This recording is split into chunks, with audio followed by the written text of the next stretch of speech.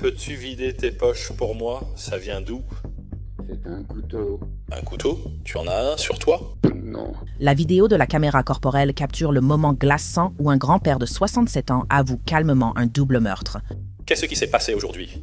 J'ai tué 2 personnes. Tu as tué 2 personnes? D'accord. Si vous pensiez qu'il était calme en confessant, les détectives disent qu'il a poursuivi sa journée normalement après les meurtres.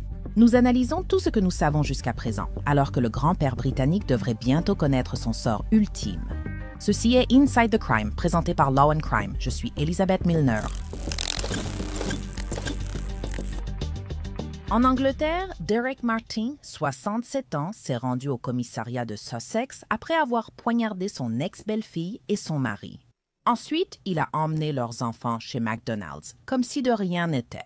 J'ai d'abord frappé Chloé à la tête avec une masse.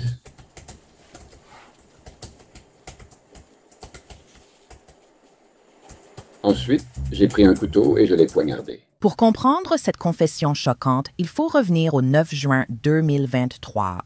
Derek Martin, 67 ans, était chez Chloé et Josh Bashford. Derek était marié à Hélène, la mère de Chloé. Leur dynamique familiale est intéressante.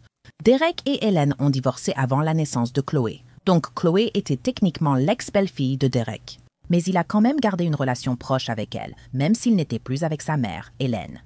Le 9 juin, Derek a commencé sa journée normalement et est allé dans un café, selon la police du Sussex. Puis il a retrouvé Chloé pour le petit déjeuner au restaurant Stonehouse, avant de retourner plus tard chez Chloé et Josh. Quand il était chez le couple, quelque chose en lui a simplement craqué. Peu après midi ce jour-là, il a attaqué Chloé avec un marteau, puis a saisi un grand couteau dans la cuisine et a poignardé Chloé à plusieurs reprises jusqu'à ce qu'elle soit morte. Josh, le mari de Chloé, est rentré juste après, quand Derek l'a approché à la porte avec un couteau. Ensuite, il a poursuivi Josh à l'étage et l'a poignardé à plusieurs reprises, avant de l'étrangler avec une ceinture ou une corde. Après, Derek n'est pas juste allé au commissariat. Il a changé de vêtements, récupéré les 4 enfants de Chloé et Josh à l'école, puis les a emmenés chez McDonald's. Après le meurtre, la police du Sussex dit que Derek a jeté le téléphone de Chloé dans les buissons près de Sainsbury's. Il a ensuite conduit les enfants de Chloé et Josh chez leur grand-mère. Dans un texto à son ex-femme, la grand-mère, il aurait écrit « Hélène, je suis désolée. Je n'arrive pas à croire ce que j'ai fait. Je sais que tout le monde me déteste, surtout les garçons. Je me déteste aussi. Prends bien soin des enfants, s'il te plaît. » Derek aurait supplié Hélène de ne pas ramener les enfants à la maison, sachant ce qui se cache derrière ces portes closes. Mais avant d'aller au commissariat du Sussex, il semble avoir voulu profiter de ses derniers instants de liberté, même après avoir déposé les enfants. La police dit qu'il a acheté des bières à Whitehawk et les a bu sur le front de mer. Une fois arrivé au commissariat, il a à peine franchi les portes qu'il a avoué 2 meurtres. Qu'est-ce qui s'est passé aujourd'hui? J'ai tué 2 personnes. Tu as tué 2 personnes? D'accord. As-tu des problèmes de santé mentale? Un peu. Pardon, un peu. Qu'est-ce que ça veut dire? Anxiété et dépression. D'accord. Vous avez quelque chose sur vous en ce moment, à part tous ces objets? Vous avez quelque chose dans vos poches? Vous pouvez sortir ce que vous avez dans vos poches, pour moi? Ça vient d'où? Ça vient d'un couteau. Un couteau? Tu as un couteau sur toi? C'est bien ça, monsieur. Vous voulez vous lever pour nous? Il est maintenant 7h12. D'accord, vous êtes en état d'arrestation, soupçonné de 2 meurtres. Vous n'êtes pas obligé de parler, mais garder le silence peut nuire à votre défense si vous omettez des éléments importants lors de l'interrogatoire. Tout ce que vous direz pourra servir de preuve. Vous avez affirmé avoir tué 2 personnes. Les agents ont trouvé 2 corps chez vous. L'arrestation vise à faciliter une enquête rapide via des avertissements spéciaux et un interrogatoire enregistré. D'accord? Ainsi, vous évitez d'autres préjudices ou pertes. Vous comprenez? D'accord. Comme vous l'avez entendu de la part du corps, les officiers du camp se sont rendus au domicile des Bashford, où ils ont découvert les corps de Chloé et Josh. Ensuite, Derek a donné aux détectives des détails choquants sur la façon dont il a tué Chloé et Josh. J'ai d'abord frappé Chloé à la tête avec une masse.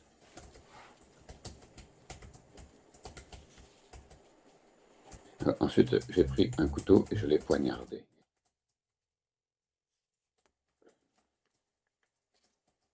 Je ne voulais plus le poignarder, alors j'ai attaché quelque chose autour de son cou.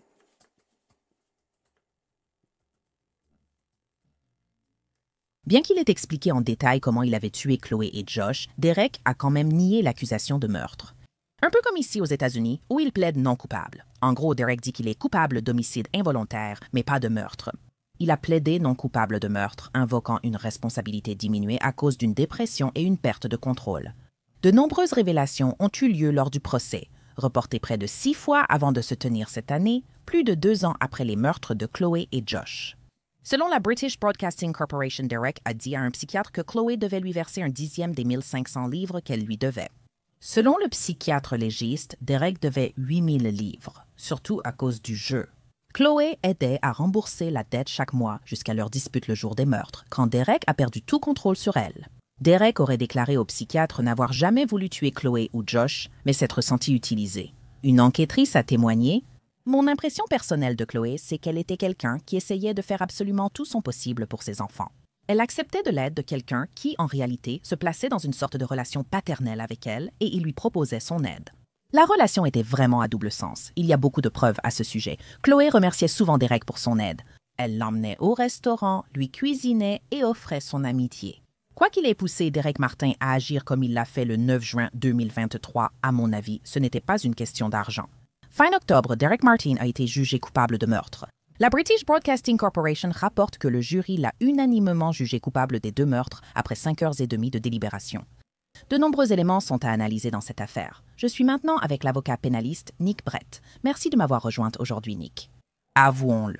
Combien de fois avez-vous vu un homme entrer dans un commissariat pour confesser 2 meurtres? Vous seriez surpris, cela arrive parfois.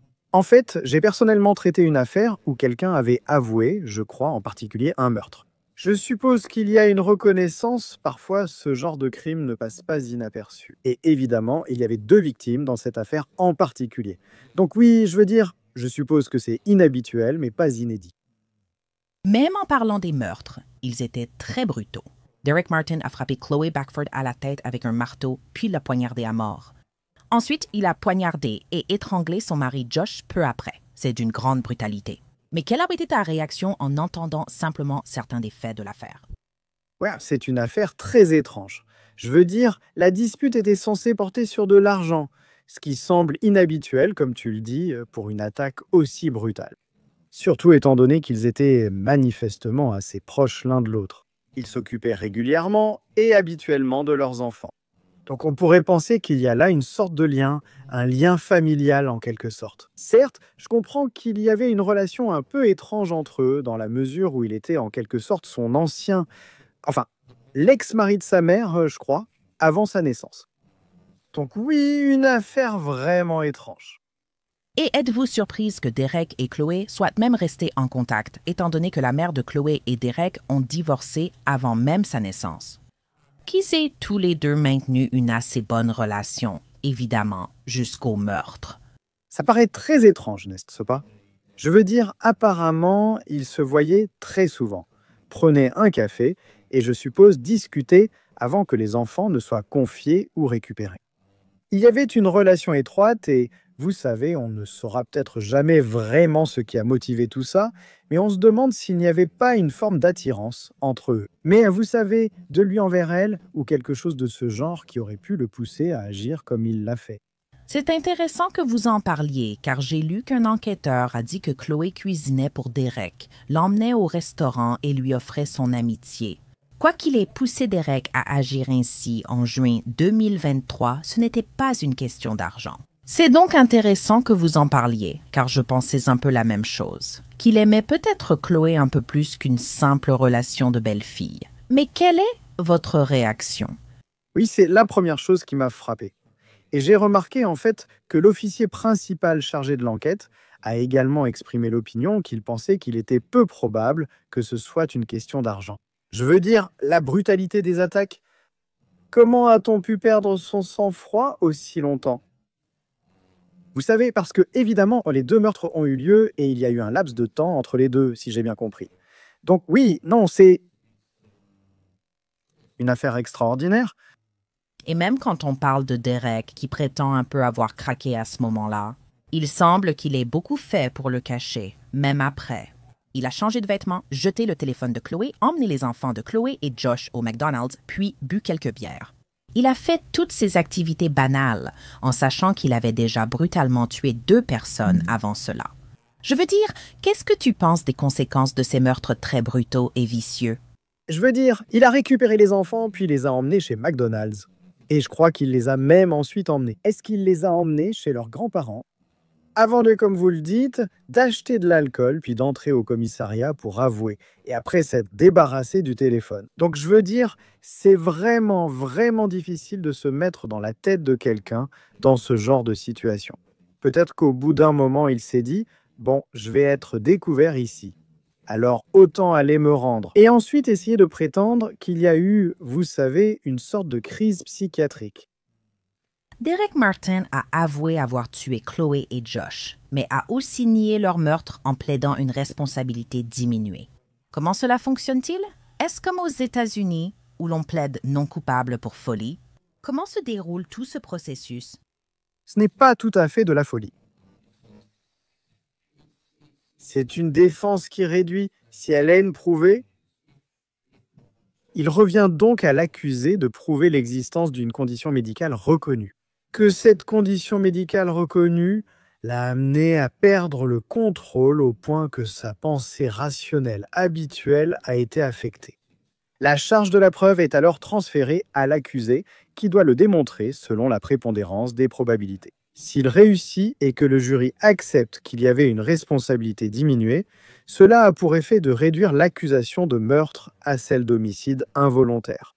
Et cela donne alors au juge chargé de la sentence un pouvoir discrétionnaire. Donc, lorsque vous êtes reconnu coupable de meurtre ou que vous plaidez coupable de meurtre, ou que vous êtes déclaré coupable de meurtre, le juge n'a pas d'autre choix au Royaume-Uni que d'imposer une peine de réclusion à perpétuité obligatoire et de fixer un délai minimum à purger. Avec une condamnation pour homicide involontaire, il a un pouvoir discrétionnaire. Il pourrait donc imposer une peine de réclusion à perpétuité, même si le verdict était celui d'homicide involontaire. Mais il a le choix, une totale discrétion.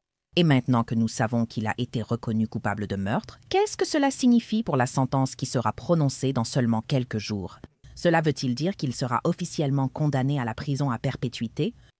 Il sera condamné à la perpétuité avec une période de sûreté fixée par un juge. C'est la période minimale qu'il doit passer en prison avant de pouvoir être envisagé pour une libération conditionnelle. La Commission des libérations conditionnelles, un organisme indépendant, prend cette décision de libération conditionnelle. Et après avoir purgé cette période minimale, s'il est évidemment toujours en vie, dans ce cas, l'accusé à la fin de la soixantaine. Donc, s'il est toujours en vie au moment où la période de peine minimale prend fin, il devra convaincre la Commission des libérations conditionnelles qu'il n'est plus un danger pour le public. Et puis aussi, en ce qui concerne simplement les procédures pénales au Royaume-Uni par rapport aux États-Unis, quelles sont les plus grandes différences que vous avez constatées dans les procès criminels au Royaume-Uni par rapport à la façon dont ils sont jugés ici aux États-Unis? Oui, je pense que le procès, évidemment, la procédure aux États-Unis est quelque peu différente d'un État à l'autre. Mais je pense, d'après ce que j'ai vécu, je pense que la procédure du procès est relativement similaire. Déclaration d'ouverture de l'accusation. L'accusation présente son dossier. L'obligation pour l'accusation de prouver son dossier. L'ordre des procédures est assez similaire. Je pense que les questions de recevabilité des preuves et la procédure sont relativement similaires. Je veux dire, évidemment, les conséquences d'une déclaration de culpabilité aux États-Unis peuvent, dans certaines circonstances, être un peu plus dramatiques qu'ici au Royaume-Uni. Parce qu'il y a la peine de mort aux États-Unis dans certaines régions, ce que nous n'avons plus ici depuis le début des années 1960. Je pense que parfois, les peines d'emprisonnement prononcées aux États-Unis sont quelque peu plus sévères qu'ici au Royaume-Uni. Mais je ne voudrais pas généraliser. Et je comprends que, comme je l'ai dit, la procédure varie beaucoup d'un État à l'autre. Est-ce fréquent en Angleterre que les procès soient autant reportés? Je sais que, pour ce procès pour meurtre en particulier, il avait été reprogrammé environ 5 fois. On voit cela souvent aux États-Unis dans les procédures pénales. Est-ce aussi courant en Angleterre pour les procès? Y a-t-il aussi des reports? C'est un gros problème ici au Royaume-Uni depuis la pandémie. Et donc, vous savez, la pandémie a causé un énorme retard dans le système de justice pénale, qui n'a toujours pas été résorbé. Et donc, vous savez, lorsqu'une personne est en détention provisoire en attendant son procès à son Royaume-Uni, il existe ce qu'on appelle des délais de détention provisoire. Il y a donc une période de temps, généralement de 6 mois, pendant laquelle il devrait vraiment être jugé. Ces délais peuvent être prolongés sur demande. Dans ce cas particulier, je pense que après avoir lu ce que j'ai lu, les retards ont été en partie causés par la nécessité d'obtenir des expertises. Donc évidemment, la responsabilité diminuée de la défense que j'ai mentionnée nécessiterait une expertise psychiatrique. Donc pour qu'un psychiatre puisse donner un avis et pour que la défense puisse s'appuyer sur cet avis psychiatrique. Et bien sûr, la couronne ferait alors appel à ses propres experts psychiatriques. Donc je veux dire, j'imagine que les retards étaient en partie causés par cela. Mais nous avons des procès, je veux dire ici, nous avons eu un procès fixé pour 2029 l'autre jour. Donc vous parlez, vous savez, de personnes accusées d'une infraction pénale qui comparaissent devant une couronne et qui doivent ensuite attendre encore, vous savez quoi, 3 à 3 ans et demi avant d'avoir réellement ce procès. Ce qui est extraordinairement injuste, non seulement pour le prévenu. À cause de l'anxiété que l'on ressent lorsqu'on ne sait pas, vous savez ce que l'avenir nous réserve dans de nombreux cas. Donc pour les victimes, les personnes qui ont beaucoup souffert, vous savez, du fait d'avoir été victimes d'un crime. Et puis devoir attendre si longtemps pour passer par le processus, essayer de se souvenir de ce qui s'est passé et revivre, vous savez, ce qui est, dans de nombreux cas, des expériences assez effrayantes ou bouleversantes pour eux. Et donc, vous savez, c'est un problème majeur. Je ne sais pas si vous avez des retards de nature similaire aux États-Unis, mais c'est un gros problème ici.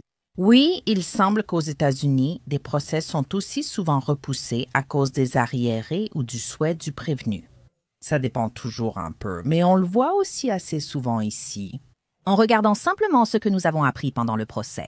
Si vous aviez plaidé cette affaire, si c'était votre dossier, qu'auriez-vous fait différemment si jamais vous aviez fait quelque chose différemment? Vous demandez si j'étais le procureur? Si vous étiez aussi l'avocat de la défense dans cette affaire? Si j'étais l'avocat de la défense? Eh bien, je veux dire, il faut suivre les instructions de son client. Évidemment, après avoir avoué le crime, vos options sont assez limitées, je pense. Des preuves psychiatriques de responsabilité diminuante, lorsque vous avez accepté votre responsabilité d'avoir effectivement commis le crime, ce que nous appelons ici l'actu heureuse du crime. Donc, vous traitez vraiment uniquement des éléments mentaux. Je ne sais pas grand-chose sur ce qui s'est passé. Pour la préparation, je ne souhaite pas critiquer qui que ce soit, n'ayant pas connaissance du dossier. Je ne pense pas que j'aurais agi différemment. Si ces instructions étaient qu'il a perdu le contrôle à cause d'une condition psychiatrique, j'aurais alors le devoir de consulter un psychiatre pour obtenir un rapport ou une évaluation afin de vérifier ses dires. Et s'il y a une base pour cela, alors évidemment, je ferai tout ce que je pourrai pour m'assurer que l'affaire soit présentée de la meilleure façon possible.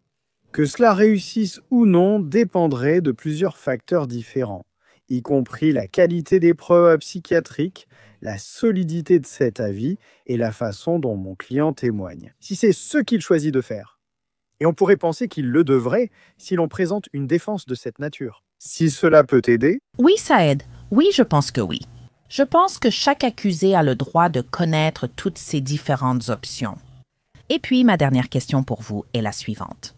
Ici, aux États-Unis, lors des audiences de condamnation, nous avons l'allocution, où l'accusé a l'occasion de dire ses derniers mots au juge avant que le juge ne prononce sa sentence. Les proches et la famille de la victime peuvent également s'exprimer devant les tribunaux grâce à leurs déclarations. Est-ce que c'est un peu similaire en Angleterre aussi, où beaucoup de personnes ont l'occasion de s'exprimer avant que le juge ne prononce la sentence? Ou bien est-ce que c'est plutôt factuel, le juge rend la sentence et c'est assez procédural et c'est tout? C'est très similaire ici aussi. Donc le procureur, l'avocat mandaté par la couronne, va ouvrir l'affaire et exposer les faits. Évidemment, un juge aura entendu un procès dans des circonstances où il y a un procès, comme c'était le cas ici, et donc il sera assez familier avec les faits. Et ensuite, là, le procureur présentera ce qu'on appelle les preuves de l'impact sur la victime. Et donc, vous avez une victime, évidemment. Dans ce cas, les victimes elles-mêmes ne sont malheureusement plus en vie. mais l'impact que cela a eu sur les membres de leur famille immédiate et bien sûr sur les parents des victimes. Ces déclarations seront fournies au tribunal et le juge les lira. Et puis, à la fin de ce processus, l'avocat de la défense fera ce qu'on appelle une plaidoirie en atténuation. Et donc, nous aborderons les facteurs pertinents qui donnent lieu à une atténuation. C'est difficile dans une affaire où un prévenu a plaidé non coupable, puis a été reconnu coupable après procès. Nous avons des directives de détermination de la peine qui sont produites par un organisme indépendant appelé le Conseil de la détermination de la peine, auquel les juges doivent se conformer de manière assez stricte pour presque toutes les infractions. Évidemment, dans les affaires de meurtre, les deux avocats attireront l'attention du juge sur les autorités pertinentes. Donc, des affaires de détermination de la peine pertinente qui soulèvent des principes similaires à ceux que la Cour examine. Et le juge rendra alors généralement son jugement, peut-être après une courte suspension d'audience, puis reviendra et lira le jugement avant de prononcer la peine. D'après votre description, elle semble vraiment très similaire. Donc, ce sera intéressant de voir quelle sera cette peine, même si on s'attend un peu à ce que ce soit la prison à vie lorsqu'il sera finalement condamné dans seulement quelques jours. Nick Brett, merci beaucoup pour votre temps et vos éclaircissements sur cette affaire. Et pour toutes les différentes procédures qui se déroulent en Angleterre. Je tiens vraiment à vous remercier pour le temps que vous nous avez accordé aujourd'hui. Merci beaucoup de m'avoir invité. Derek Martin devrait être condamné le 6 novembre et risque la prison à vie. C'est tout pour cet épisode. Regardez en d'autres sur la chaîne YouTube Law and Crime. Je suis Elizabeth Milner. Vous étiez dans Inside the Crime.